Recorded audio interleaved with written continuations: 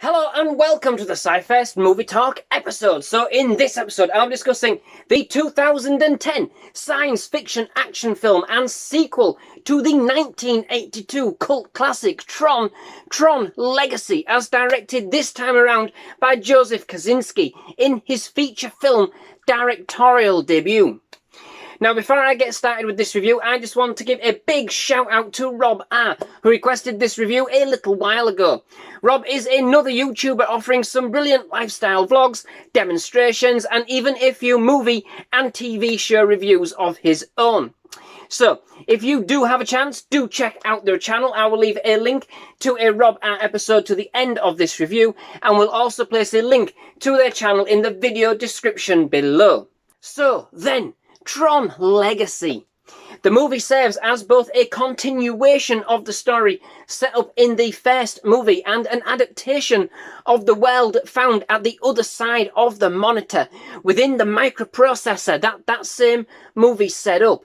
Seeing how Kevin Flynn, as played by Jeff Bridges once again, an ex-games programmer for a leading tech firm, Encom, and main protagonist of the original, who entered the digital world of Encom's mainframe. He has now become the CEO of Encom himself and a father to Sam, as played by Owen Best, who idolizes his dad's wild stories about Tron, Clue, and the Grid. All elements and programs of the coded world within the Encom mainframe we visited in the original movie. Fast forward 20 years where we catch up with Sam, now played by Garrett Hedlund, and now the reluctant primary shareholder of Encom, rebelling against their cash grab tactics and fending for himself after his father mysteriously went missing in 1989.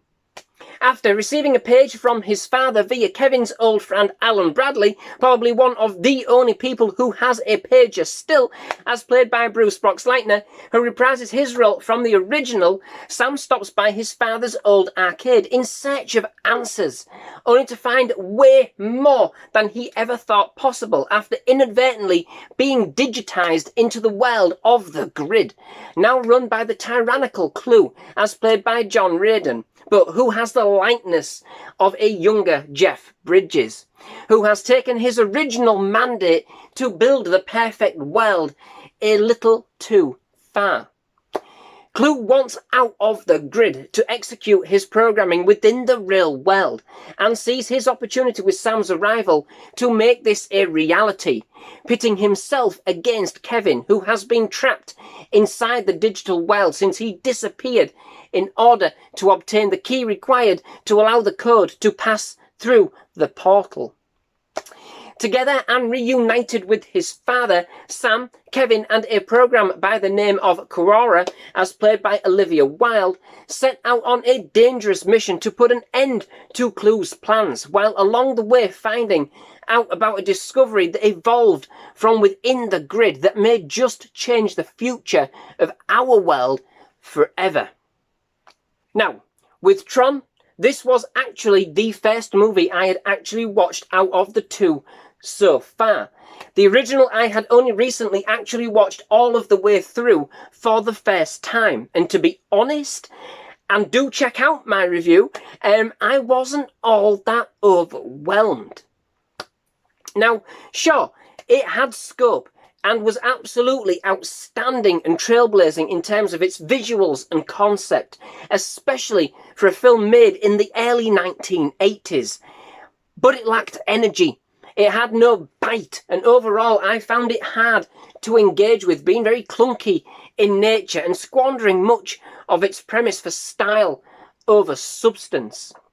However, its sequel, Tron Legacy, couldn't be further from the original in this respect, and indeed is certainly one of those rare examples of a sequel that genuinely far surpasses the original in almost every way. Bar nostalgia, of course. The original Tron is a classic, however you look at it. It captivated and captured a generation, a time capsule of sorts, being true to the technology of the time whilst yielding to a futuristic vision, and to develop a sequel or indeed a remake for such a beloved movie is certainly dangerous territory in itself. and was more than going to need a delicate and dedicated touch, and, in my humble opinion, ended up being a gamble that more than paid off. It's a complete spectacle, seamlessly mixing elements from the original with new and improved concepts, upgrading and defragging the universe as a whole. A complete elevation from where we had kind of left that same world back in 1982, and a true kind of evolution of the overall concepts and designs befitting a more contemporary audience and expectation. Besides some kind of dodgy de-aging on Bridges' part, and I don't mean for Clue, he was supposed to look like a CGI rendered version of Bridges. But that besides, the technical aspects of the design and execution is truly immersive. Now, perhaps it doesn't quite break new and exciting ground like its predecessor did, but what it gives is a sleek and luminous presentation that brings some of the best elements of the original into focus. The disc games, light cycles, oh yes, indeed, the light cycles. I mean, what an upgrade. And if these are your thing, you know, there are plenty more treats in store. The ships, the sets, all refined and integrated with such attention to the detailed aesthetics of the overall environment and how they kind of blend, operate and utilise the world of the grid. The costume designs are no exception and are simply amazing. Aligned with kind of like the flow and of the information kind of thing as the kind of purpose to represent. Tightly polished and flawless in their tailored blueprint. Again, wonderfully and seamlessly integrated into the domain around them.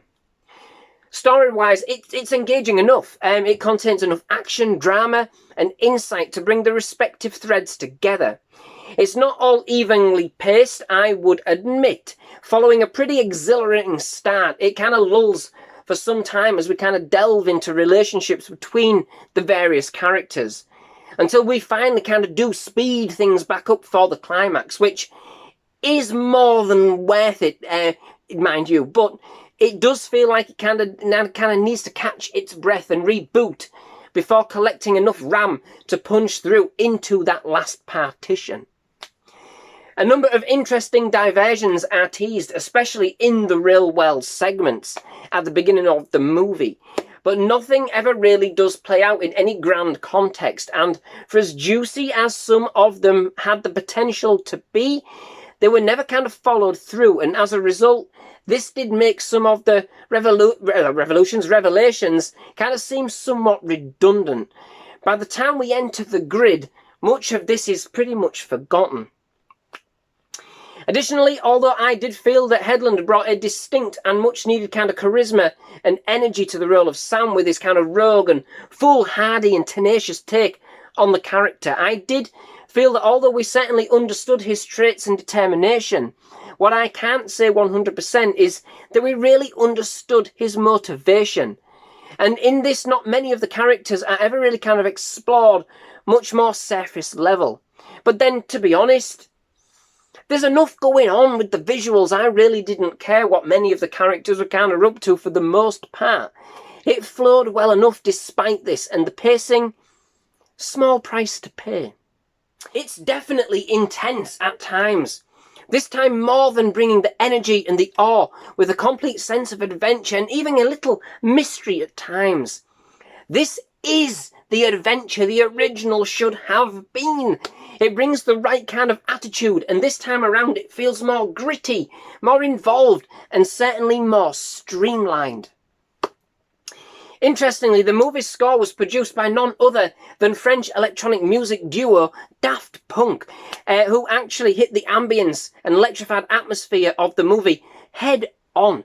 Having them compose the score was an absolutely inspired choice, as their own kind of brand of electronically synthesized notes and signature sounds are a truly captivating addition and completely kind of catapult and complement the movie's visuals and sense of bravado and grandeur. Overall, what can I say? This is simply a visual treat for the senses throughout. A movie with a very modern aesthetic, but one that kind of speaks to the evolution of technology in general, heralding in a new dawn, yet still holding a very nostalgic retro vibe, crafted with some kind of real love and admiration for the original, and then some. It's a bold, exemplary movie that brings together a fantastic migration of elements from the original whilst offering a completely breathtaking visual experience and a truly detailed and immersive operating environment to work in, you know? Wonderfully operatic in its delivery. This time around, it certainly feels like they had fun with the concept, definitely injecting some style and character, yielding a true adventure this time around that seamlessly connects with its premise and ideology with an amazing sense of detail and world building, truly befitting of the franchise. So, that brings me to the end of this episode. Many thanks for watching. I do hope you enjoyed it. If you have, please leave a like. Please do hit that subscribe button for more movie reviews, trailer reactions, and other movie-related content. Absolutely loved having you here at SciFirst MovieTalk, and definitely love to have you back. Most of all, just thank you very much for watching. Goodbye.